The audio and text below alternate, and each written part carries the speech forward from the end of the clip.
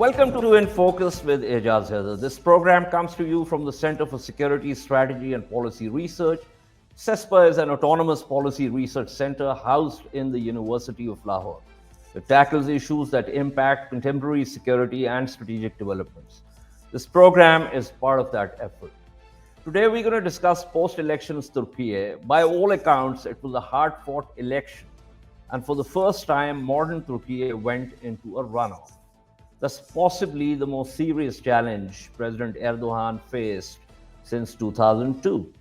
Domestically, there were at least three big challenges for him: rampant inflation, an opposition that finally seemed to have banded together, and the February earthquake that shook Turkey's southeast and took a very high toll of life. The opposition was confident of upstaging Erdogan, and while Kemal Kılıçdaroğlu did force a runoff, in the end, it was President Erdogan who once again managed to cross the victory line. To discuss what we should expect now, I'm joined by Dr. Birol Baskan, who's a non-resident scholar at the Middle East Institute, has authored books and previously taught at Georgetown University's Qatar campus.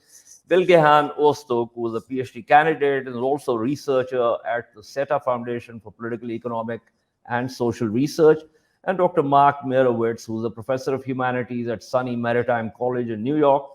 He's an expert in Turkish foreign policy and US Turkish relations. So let me begin with Mark here. And interestingly enough, before we proceed with this discussion, since I talked about rampant inflation, and one of the things that the critics were constantly talking about was that President Erdogan was going for some kind of unorthodox economics and keeping the interest rates very low. Now, the story here is that Turkey has finally hiked its main interest rate from 8.5% to 15%, and in doing that, reversed one of President Erdogan's unorthodox economic policies. And he has also appointed as the new central bank chief Hafize Gaye Erkan, who is taking lead on this. And Erdogan had, up until now, insisted on keeping interest rates down. But let's also talk about essentially Turkey's approach, foreign policy approaches in terms of US-Turkey relations, Turkey-EU relations, and Turkey's role in the Russo-Ukraine war. So, Mark, let's begin with you. Pleasure to be with you, Ejaz, and thank you very much for including me. As you pointed out, the main challenges that existed before and during the election included, of course, the lira really tumbling down, and it has actually gone down again, but the interest rate was raised from 8.5 to 15%. Some experts are saying that that is not enough, but Mehmet Şimşek, who I had the opportunity to hear and meet in Washington a number of years ago, is someone highly respected by the markets and is a very good choice. He's a real expert, and he's someone who is going to promote orthodoxy, if that's the right word, in economics, in the idea that you can't lower interest rates and solve the economic crisis. And as you say, also Hafize Hanım selected as the central bank head is also a very good choice. She's a highly experienced banker, having served with First Republic, but other banks. She has a very big and solid experience. But the other issues are, in terms of Turkey's foreign policy, is being able to figure out where Turkey wants to be in the world. And I should note that Turkey now has a new foreign minister, a very, very savvy and experienced individual, Hakan Fidan, who was the intelligence chief, knows the leaders around the world, knows the issues, and had meetings with Blinken already and with others. So obviously a very astute choice, a very good choice, and hopefully that will help Turkey to direct its way. But the issue is, where is Turkey positioned? Because, for example, in connection with Russia, Turkey has been able to multitask on this issue in a way that's been very difficult. It's really a little bit analogous to India in a way, if you think about it, because he is visiting America, as I mentioned it, because trying to find out how it is that you can, in fact, not follow the sanctions against Russia, but at the same and provide drones to Ukraine and negotiate the, taking the grain out of Turkey, out of the Black Sea, Ukraine is quite amazing. And the last point I would make is on Turkish-U.S. relations. We have a real bump, a real glitch, a real problem, because Turkey has blocked the accession of Sweden to NATO. It has approved Finland. But Turkey wants the F-16 from the United States. So that becomes more of a quid pro quo. We can talk about that in terms of having a relationship which is based on a quid pro quo. That is not really desirable. There should be a relationship on all levels. And of course, the issues in Syria, and there are many others as well. So I think that would be my view, is that Turkey is on a good path. It has a good foreign minister leadership. The president has been reelected. So then now is time to move forward and also hopefully cement ties and improve ties with the United States and the West as well. Okay, Mark. So I'm going to get to the U.S. Turkiye relations, but quickly, it seems to me, for instance, you just talked about. So Ms. Arkan has also been pulled from. She's young, she's smart. Has been pulled from the U.S.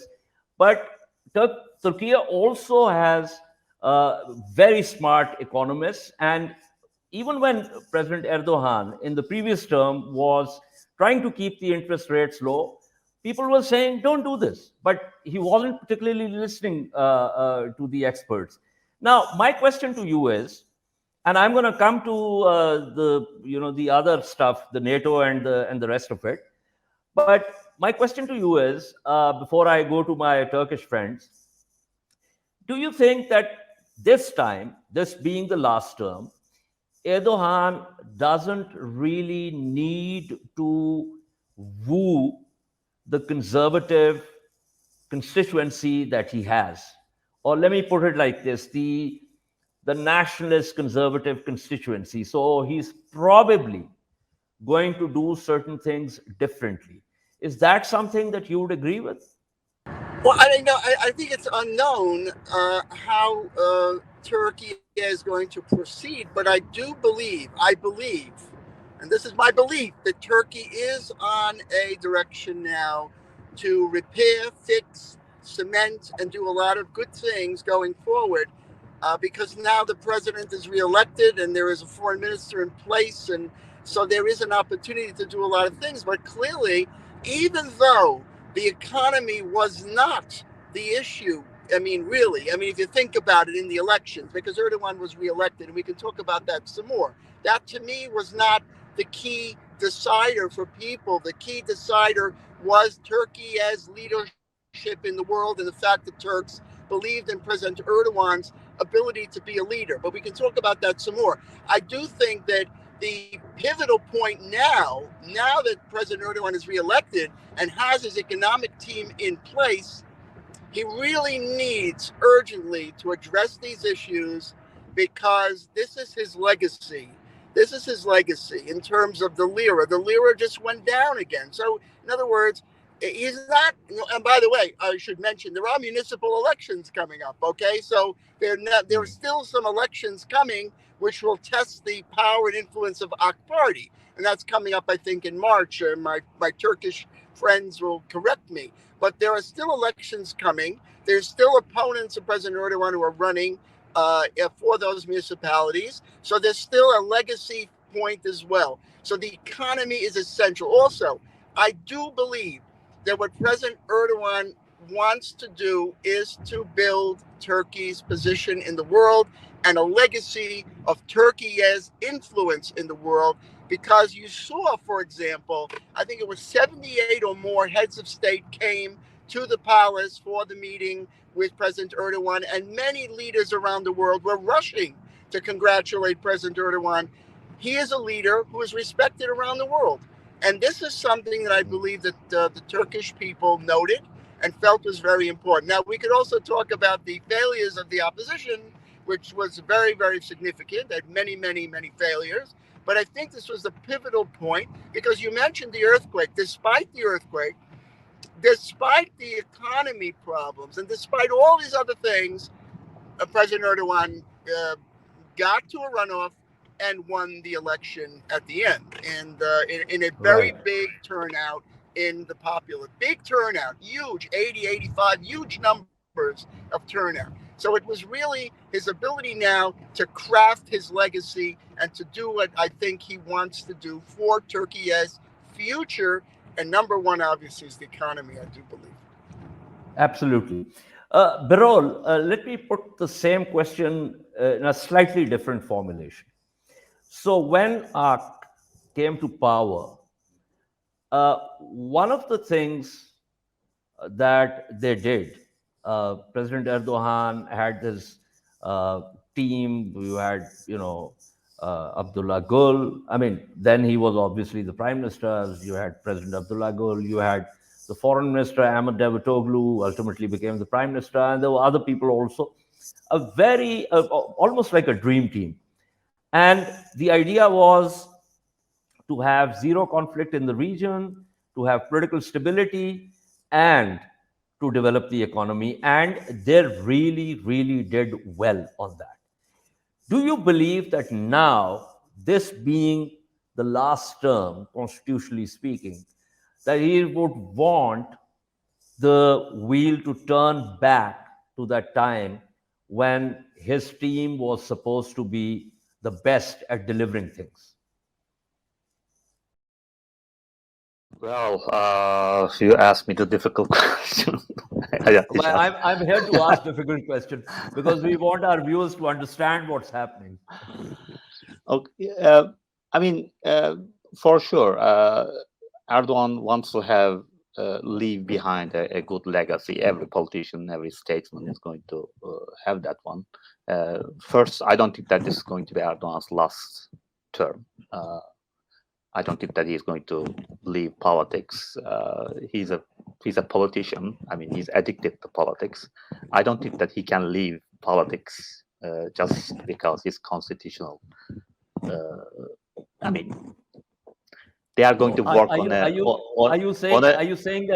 Are you saying that he's going to tweak the constitution in a way that he can be? Oh, I mean, he can change the constitution. He can amend the constitution. Not in parliament. The parliament is still. I mean, in terms of a constitutional change, he doesn't have the numbers, but he can go to the referendum, and then he's very persuasive when it comes to persuading people in terms of that. I don't think that this is going to be his last term.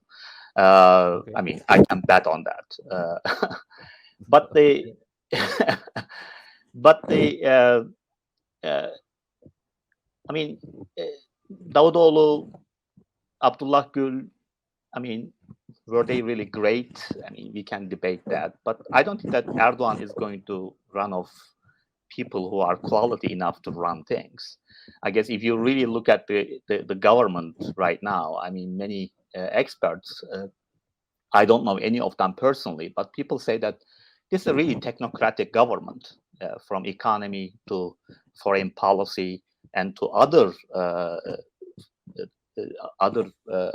ministries. He put forward a really good team that is going to run the country efficiently. Even like putting someone like Mehmet Şimşek and this central bank chairwoman, sorry, I guess shows that when it comes to make the necessary turn, Erdogan is very pragmatic.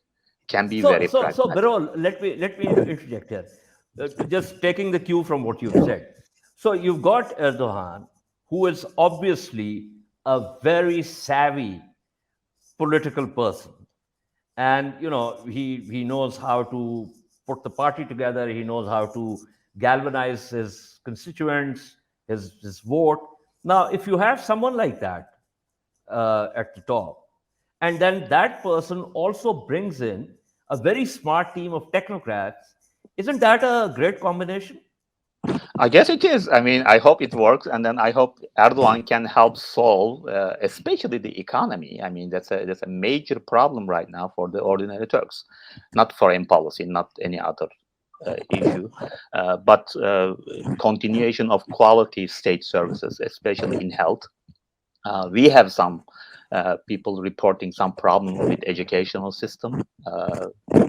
So if he can bring a technocratic government which can help resolve those problems, that is more than welcome. He controls the parliament. He has the political legitimacy coming from the people. I guess he has everything in his hand to resolve those problems. The what might be the problem he was facing is what Mark also mentioned is the economy. Erdogan's economic policy has been based on expansionist fiscal and monetary policy. He, at least consciously and willingly, did not pursue any policy that could stop the economic engine. And but this time, inflation is running rampant. He must have been persuaded by people close to him, people who he respects, that look, we should break the economy, otherwise this is going to get out of control. Right. And so Erdogan here has to make a decision. On the one side, there's a municipal elections next year coming, and if he increases the interest rates, and then if he push the brake for fiscal and monetary policy, then that's going to cost him votes in the municipal election. The good thing is, I mean, Erdogan is the luckiest politician you can have. The good thing is that opposition is extremely demoralized and extremely disunited right now. Even Kılıçdaroğlu is being questioned by his own party. I mean, there are people who are challenging his leadership. People, especially after seeing his refusal to admit he has made mistakes, after his refusal to step down, people who voted for him from other parties are saying we are not going to vote for him now. So he might definitely, even though in Erdogan's really in terms of economic policy, which is not going to expand monetary and fiscal expenditures, still the opposition win the municipal elections? I guess he is fortunate in that regard. Even though he might raise the interest rate, put brakes on economy, still. So look, I mean, but his instincts are. It will be interesting, Birol. I have to manage time also, unfortunately, because time is always scarce. But it'll be interesting if the opposition actually wins some of these mayoral elections. But before I go to Bilgehan Öztürk, just to for our viewers, just to put what Birol was saying in perspective. So the Turkish Statistical Institute, and I'm talking about last October, it reported that inflation had hit a 25-year high of 85.5%. Now, the interesting thing is that lots of independent analysts say that the annual CPI inflation was in fact 176%. And, we all know there have been lots of analyses about how Turkish businesses have been hammered by the lira's fall in value, which has caused production costs to spike. People's wages have been depleted because they can now obviously buy less with their money and so on. And, we have to see, as Mark was saying, the lira has further fallen, but we'll have to see how the markets respond to the new measures, to the new team, to the hike in interest rates. That remains to be seen. But let me pull in Bilgehan into this. Bilgehan, give me a sense of, I mean, you are a researcher at SETA Foundation. SETA obviously says that it's an independent thing, but critics say that it's closely affiliated with ARC.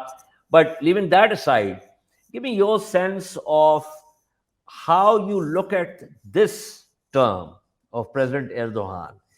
What is it that you think he's going to do differently, both domestically and in terms of foreign policy, from what he has been doing previously? Well, I believe he will do many things in a similar way. Both In a similar way, okay. I almost thought you were going to say that there are many things that he's going to do differently, but okay. So, so he's going to do many things similar. I will explain why. I will explain why, both domestically and internationally. Okay. So, when he went to these elections, these polls, this has been undoubtedly the toughest race for him. This has been the toughest challenge for him. This has been the first time the opposition has been closest to victory, but still he won. So this gives us the sense that whatever he has done, he got the stamp of approval, especially in foreign policy. So foreign policy is an area where the opposition has been the least capable of uttering a word. They have been least capable of criticizing the government, and I would say the foreign policy performance of the incumbent of Erdogan or the People's Alliance that is supporting him have been widespreadly popular among people. So on the one hand, in foreign policy, I expect the continuation of the existing foreign policy, and I would call this a much more autonomous or an independent foreign policy, especially took shape after the 2016 coup attempt. So this is the beginning of the alliance between Erdogan and the MHP Nationalist Movement Party, and after that we see much more of an assertive foreign policy.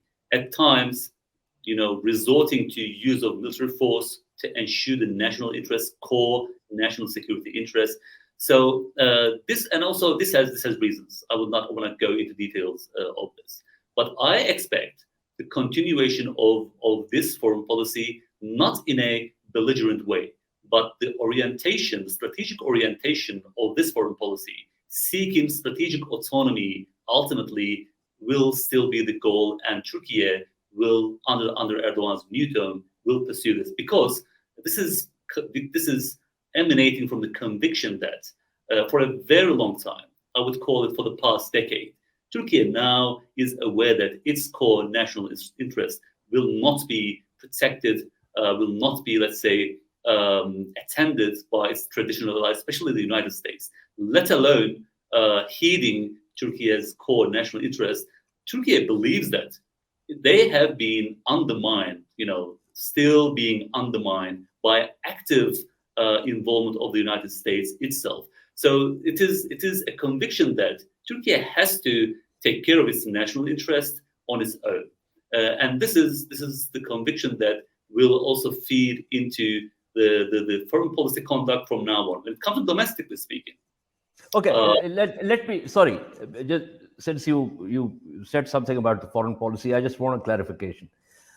When you said that the U.S. is undermined, are you talking about, for instance, the U.S. role, which is in sort of different from Turkey's interests in Turkey's interests in Syria? Are you talking about the issue with Fethullah Gulen?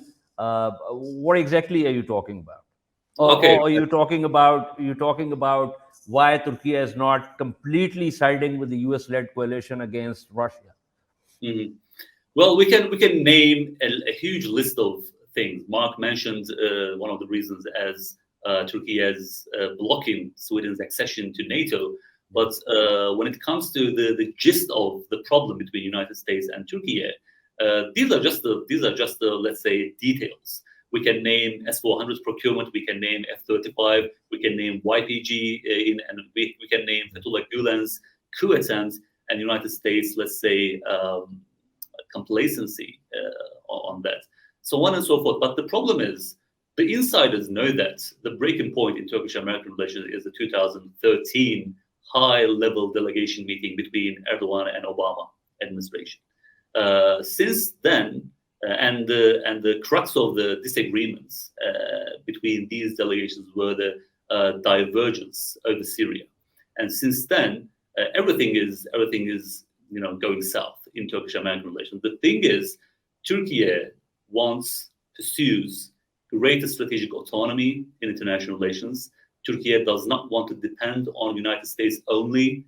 It is interested in seeing a multipolar world. It is trying to diversify its foreign relations and balance its relations with the United States, with other emerging or rising powers. But at the same time, this kind of strategic conduct is not welcome in Washington, and this is why the United States is not happy with Turkey's strategic orientation, and this is the result. This is the core source of every single issue. It's like a marriage. So if you don't intend to pursue this marriage, you can make up every single excuse to end this marriage. And this is how I see Turkish-American relations. The intentions and the geopolitical visions are started divergent. Now they became divergent, and that is the reason why we can't get along. We can't agree on any single issue, let alone the most critical YPG support issue and the Fethullah Gulen issue, and even Greece and AGMC. We can name a huge list. I agree with you. There's a long list of issues. But before I go back to Mark, Birol, a word from you with reference to Syria. Now, with the Arab League bringing Syria back into the fold, do you think there's likely to be some kind of rapprochement, if you will, between Ankara and Damascus? Ankara voicing that loudly. I mean, Ankara is not saying we don't want to make a reconciliation with Syria, and also Turkey has now a huge refugee problem, and that refugee problem is a Syrian refugee problem. And maybe thanks to a reconciliation, Turkey is hoping that some millions of Syrian refugees can go back. But a possible reconciliation between Turkey and Syria is not going to be as easy as it was with Saudi Arabia, UAE, or Egypt, because you have PYD presence there. They have literally an autonomous region there and protected by the United States. And the United States seems to be not reneging on its words to the Kurds in Syria. As long as it stays there, well, that's another factor. I don't think that it is blocking Turkey-Syrian reconciliation, but rather it is helping the Syrian. I agree with you. I mean, sorry, I've just intervening because, as I said earlier, also managing time. But of course, President. But I mean, Turkey has a military presence in Syria. Precisely. I was just going to say, how are you going to arrange and agree on very details?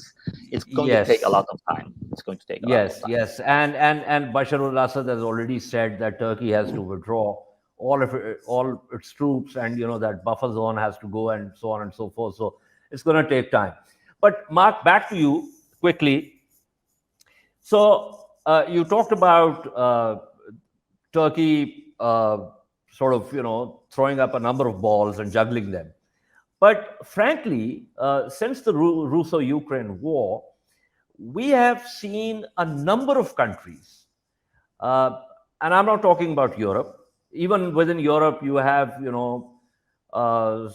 like Hungary and some others saying, oh, you need to sort of have some kind of reconciliation. But leaving aside Europe, you have Brazil, India, a number of other countries, Indonesia, my own country, Pakistan, Turkiye, was saying, look, we want a reconciliation, a diplomatic resolution of this, but if you want us to throw our weight behind you squarely, that's not going to happen, because we don't want to be part of any particular camp or bloc politics.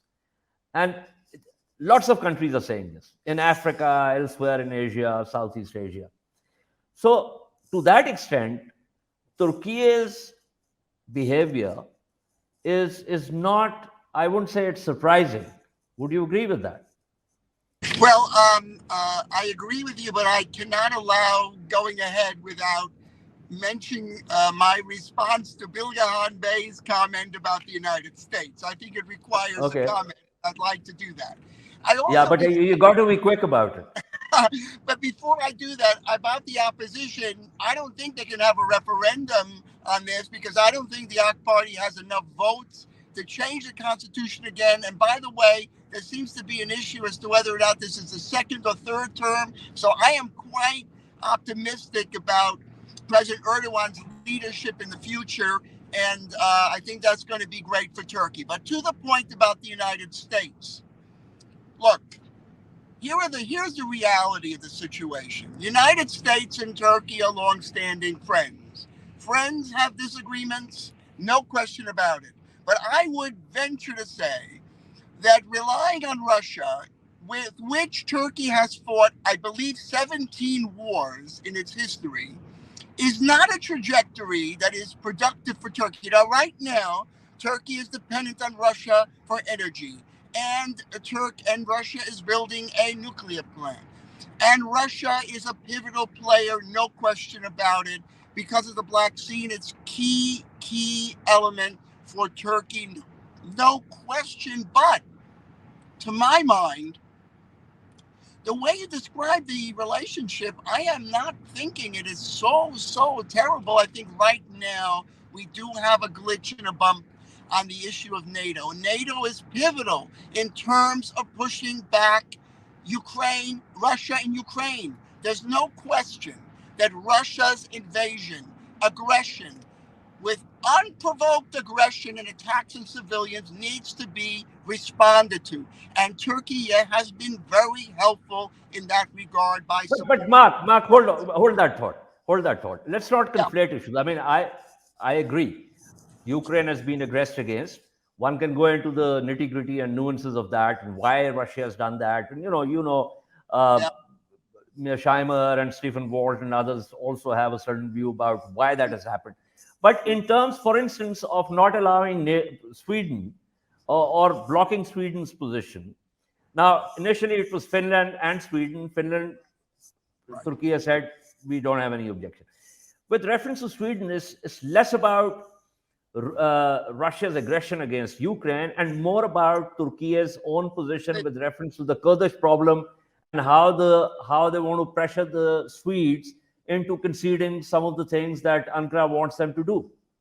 There was a trilateral agreement between Sweden, Finland, and Turkey. Correct. Last year. Now, I'm thinking about this as an American, so you'll forgive me. But all of you, okay. My belief is in the future, Turkey relies on a good relationship with the U.S. and vice versa. The U.S. needs Turkey for a good, stable situation in the world. No question, we've got to work together. Now, about Sweden, I agree with you. There were provocations there. And really, no question. Really, I mean, from Turkey's point of view, there was terrible things occurred. I agree. But we have a summit coming up in Vilnius. Turkey has participated actively in NATO. And so at this point, being asked repeatedly by President Blinken and President Biden and by Blinken and by Jens Stoltenberg, I think if for Turkey's projection of its power and influence, at a certain point in time, you negotiate and you make the point. Now, by the way, it is actually connected to the F-16s and the F-16 kids, which actually would be a value added and benefit for Turkey. So my point being that even though, Turkey's foreign policy, and I totally understand this, is based on these ideas that are very valid. I totally agree with their points on Sweden, but your perception, a lot of things about perception. And right now, NATO needs to be united against Russia. And in order to do that, Sweden needs to accede to NATO. Well, and it's a win-win. I agree with you. Turkey will get the F-16s. That's what I think. I I'm an agree with you, American. but Turkey is also signaling that we're part of NATO. We want to be part of NATO, but we also have certain interests like other states, including the United States, and therefore we've been asking for the Patriot system for a very long time, which we didn't get. We went for S-400. You have to accept it. And Turkey will also have a point, for instance, that while Turkey is a NATO member, it has come under the CAATSA sanctions because of S-400, whereas India, which is a strategic partner, not a NATO member, has also purchased S-400 and has been given a waiver on CAATSA sanctions. So Turkey also has its own sort of grievances with reference to the US approaches. But Mark, hold your horses, because I've run out of time. I need to get quick comments from Bilgehan and Birol. And, I mean, we can keep discussing. You need like 5 hours to discuss every aspect, or rather more. But Bilgehan, quick comment with reference to what Mark has said and with reference to Turkey's foreign policy, and then I go to Birol and then close the program. Of course, and don't get ever the let's say I don't know. When I portrayed Turkey's orientation is like a balancing United States with other great powers. I don't want any of the viewers to get the feeling that Russia is the alternative for Turkey. Turkey actually has a very bitter experience in dealing with Russia. To give the most extreme example, we lost more than 30 soldiers in Idlib because of the Russia-backed airstrikes in Idlib. So we know it is really painful to deal with Russia, and the Turkey's bilateral relations with Russia itself is a complex balancing act. And even within the framework of the war in Ukraine, this complex balancing have been added new layers. So this is not a very rosy picture, but Turkey is doing its best.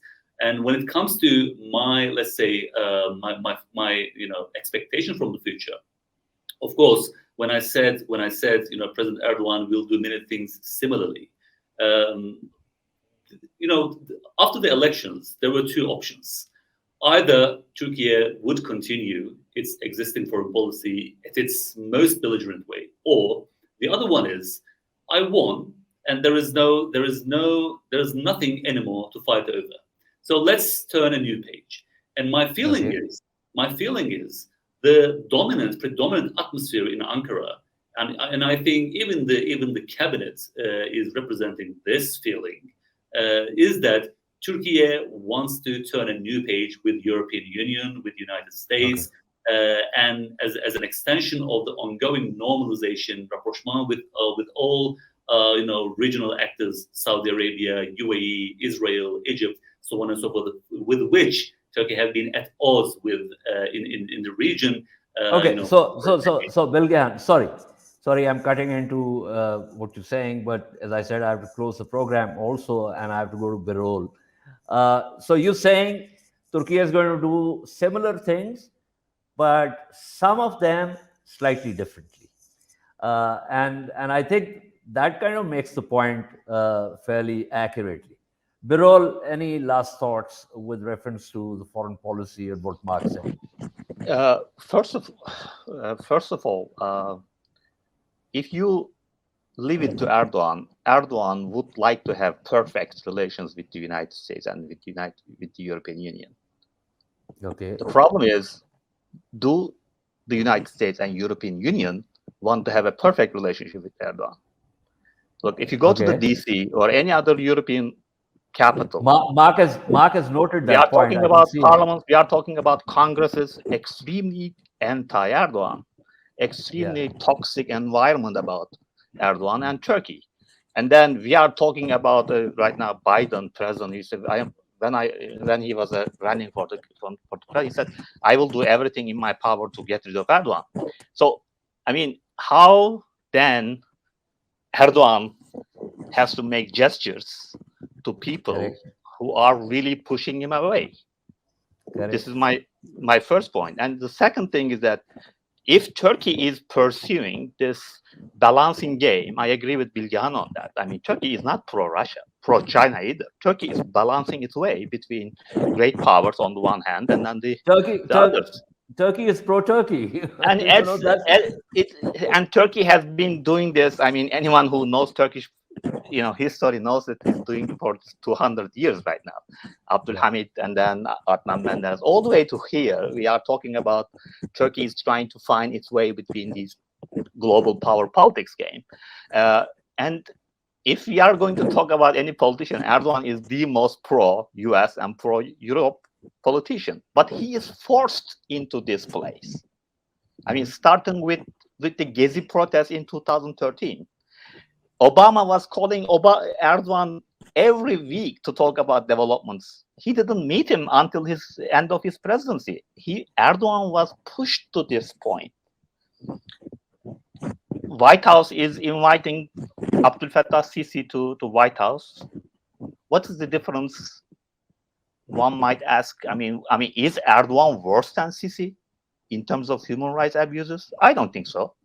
I mean, Turkey has problems, for sure. But it's not Mohammed bin Salman. It's not Abdel Fattah Sisi. It's not any other, and any other politician that the Europeans and Americans are.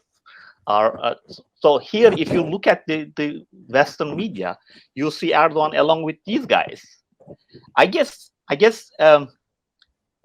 yes, Turkey can change, and Erdogan is pragmatic. Turkey can change very quickly, and Erdogan is persuasive. That's why we should change and be more US. But I guess Europe and the United States must change itself first. Actually, that's a great point, Birol. I mean, in the run-up to the elections, there were, since I was reading up on analyses coming out of Europe and the US, there was overt also in terms of explicit and also a lot of implicit comment, which kind of wanted somehow to get rid of Erdogan and for the opposition to win the election. So you got a strong point there. I'm sorry, I have to close the program now. I understand perfectly there are a number of issues we have not been able to we have touched upon, but not been able to discuss at length. But I can always, this is not one program. We do it fortnightly, so we'll have an opportunity to revisit some of these issues. And I will obviously ask my friends here to join me and to present their insights for me also and for our viewers also. So thank you so much, Mark.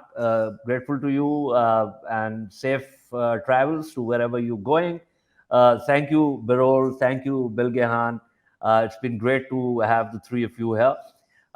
This is all from this episode. If you like the discussion, click on the subscribe button. That helps us bring you quality discussions. So until our next episode, goodbye and stay safe.